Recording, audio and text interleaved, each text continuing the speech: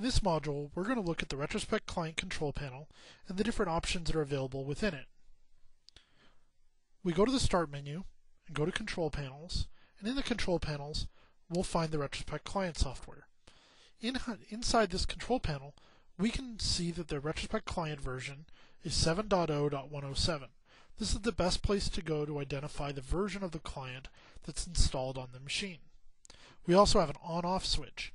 When the client is in the off state, it will not be accessible to the backup server. The main backup server will be able to see this computer on the network, but it will not be able to back up or restore data to it. If the user restarts the computer, it will automatically be toggled back into the on position. Because this is a newly installed version of the client, its current status is waiting for first access. Once the Retrospect server has logged in the client, this status will change to ready. In the history area, will show us the previous backup history on this computer. We also can see the name of the client. This client name is the same name that's going to appear when you go to Configure Clients and you log in the machine.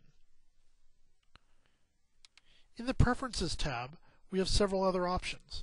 Notify after backup. After a backup is completed, the user can receive a dialog box letting them know that the backup was completed successfully or is completed with errors. Users can also be notified if there's no backup within 7 days of the current date. You can change that to any value you like.